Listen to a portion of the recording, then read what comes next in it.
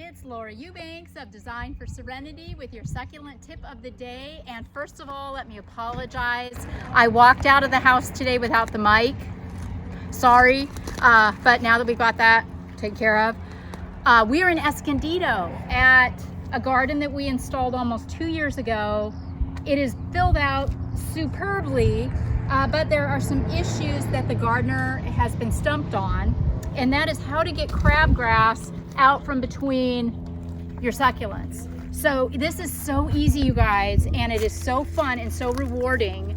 It's like squeezing a blackhead successfully. Honestly, I mean, you will never have more pleasure than pulling the weeds out from between succulents. Just take your shovel.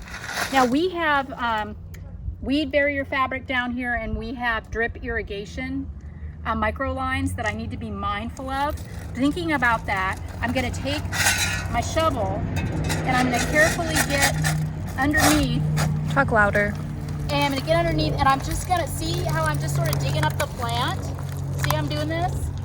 Then we can take that crabgrass and it just comes right out by the root. Look at that. OMG. I mean, this just feels so good, and it is so easy to do. You just go around. You know, you can hear it cracking. You can hear the roots separating from the soil. Look at that. Roots. Oh, no. No. So, you do not worry about your plant. Your plant will be fine.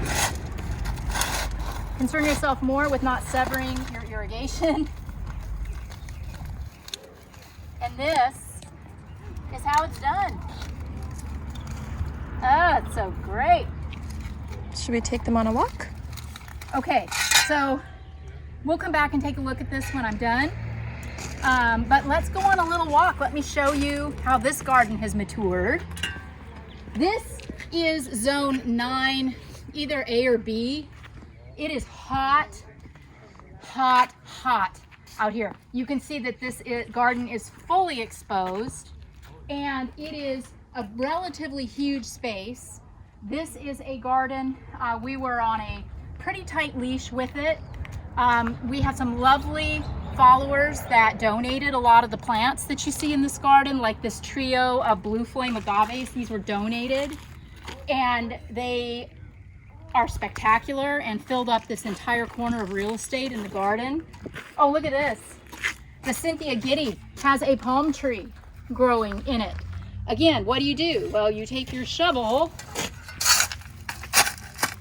and I'm going to be able to get in there. Whoop. Ta-da! Easy. Okay, the Portulacaria afra-variegata, the elephant's food, fabulous ground cover, looks spectacular, but when it starts to get a little, run-amucky, this is a plant that can be handled just like any other traditional plant by cutting it the traditional way. We don't have to dig it out, cut it up, and reset it. Just lift the top and cut from the underside so that when you lay it down, you don't see the cuts.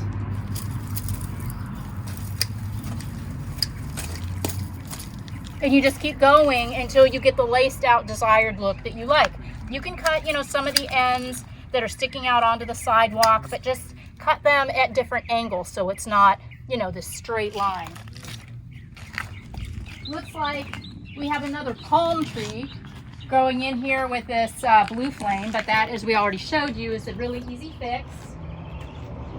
More weeds growing amongst the crassulas and undulatas. With the shovel, it'll be really easy to lift the plants up and get those out. This big agave, Americana, you can see that she has pupped. 1, 2, 3, 4, 5. Those pups are going to come out because I just want to keep this as a specimen plant. This agave desmediana just looks scraggly to me. This one, which is actually the baby, this is the mom, this is the baby. Look at how much healthier this plant looks than this one. So I'm going to dig this plant out and just reset this prettier one in its place. Oh, Pereskia, check this out. This is actually a cactus. It's called Pereskia. It's got some gnarly thorns on it that you have to be really careful of. But these purple flowers are so tropical. And in kind of a xeriscape sort of environment where we can't really do a lot of soft stuff or stuff that's floral, this is a great way to bring in a pop of color.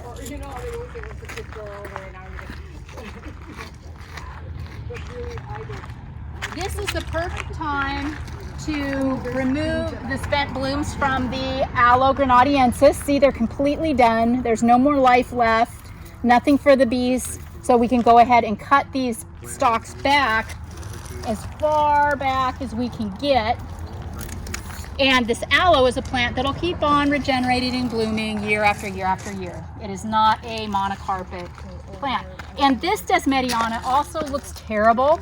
I am not sure why, but I'm going to get to the bottom of it. And this is one that will either go into the garden of death for observation or one that I'll just get rid of if it appears to have some sort of a disease or problem. Oh my gosh. Then this yard was so huge that what I decided to do was create a split rail and plant some fruit trees in here for the client. This, used up half of the yard. It was very inexpensive. We rolled fabric all the way through, put decomposed granite down on top, attached some climbing roses to the fence for color and softness. And then she's got a bunch of really delicious fruits that are starting to get their legs and which she will be able to enjoy. Here's a few things that Cullen brought. I had him stop at Waterwise and pick up some plants for me. Our client loves blue, so we got her some Pilosoceras azuris, those blue spire cactus that I love so much. A couple of Mr. Toothy, which is a blue aloe with kind of reddish orange teeth, and a pharaoh cactus. This one clearly has seen some water, but when stressed is very, very blue. And then this is the xeriscape. This area doesn't have any irrigation plumbed to it at all. It relies completely on rainwater, and I am ecstatic with how it looks. This agave is, as you can see, blooming out. It's not done yet. It's not done yet blooming out, so we're going to leave it alone until it's finished flowering and then remove it. The stick's on fire.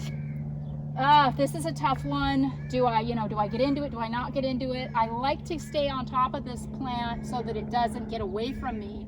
And every 3 to 5 years, I typically will dig it up, cut off the pretty tops and reset the pieces. It hasn't been 3 years, so I'll probably let that go because I have other priorities. Oh my goodness, this was a gift from one of the clients, and you can see that somebody tried to spray these weeds without knowing they could just get a shovel under there and pull them. This whale's tooth agave is really dramatic and spectacular. Oh yeah, yep. Yeah, note the use of rock too and gravels. Heavy rock, so that I could take up some visual space because I didn't have the budget to buy, a lot of plants. A lot of the little mini boulders and rocks I pulled from around the yard too. So yes, we have our work cut out for us today. I'm gonna get back to work removing the weeds from around that aloe striata. This has been Laura Eubanks of Design for Serenity reporting in Escondido with your succulent tip of the day.